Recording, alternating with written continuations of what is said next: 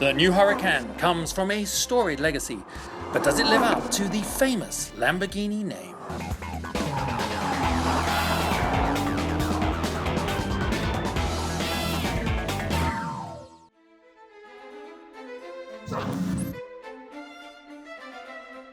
So this is the new Lamborghini Huracan. Of course, like many of its predecessors, it's named after a famous Spanish fighting bull. Huracan means hurricane in its native tongue. It's also the Mayan god of fire, wind, and storm. Now, the Huracan has definitely been designed from inception with speed in mind.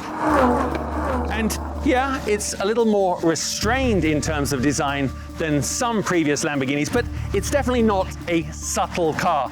Now, genuinely, my first impression, for me, it has retained that Lamborghini sense of design, style, and adventure. It's got that unique, distinctive presence that Lamborghinis, and almost Lamborghinis solely have. But right now, the Huracan is saying to me, Justin, it is time to leave the refined elegance of the Parker Hotel here in Palm Springs and head out to the wilds of the desert.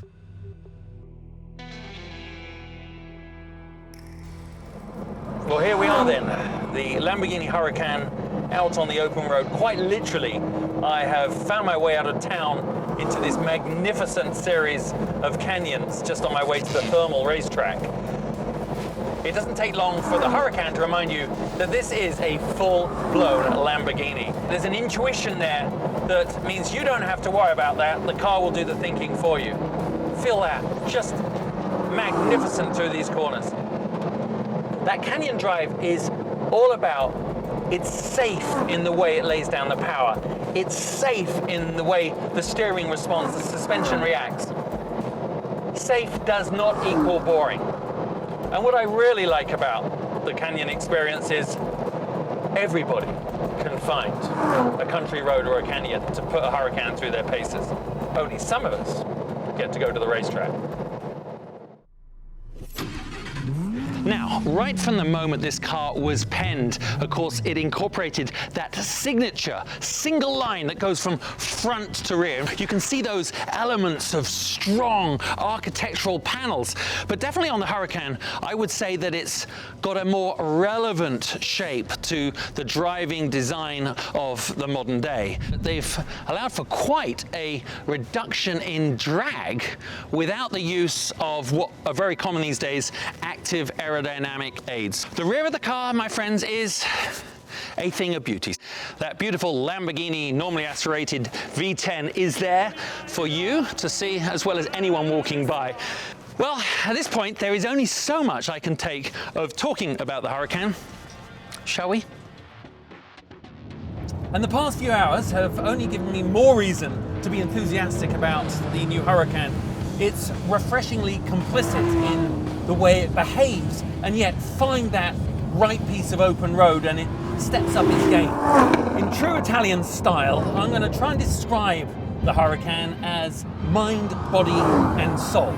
So, mind equals technology, and obviously the Huracan comes brimming with the latest technology that a modern sports car can offer.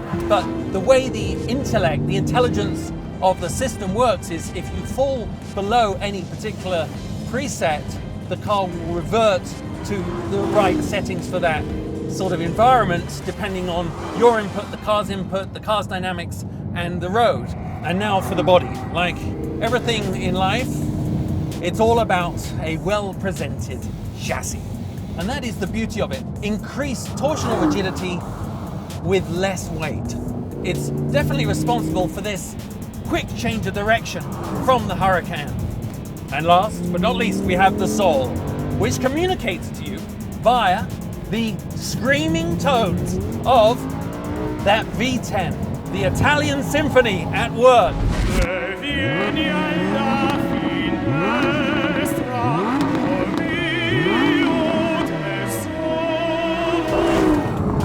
Okay, so is this the best Lamborghini ever? I promised myself I wasn't going to say this, but I think the answer is definitely yes. Well, until they make a better one.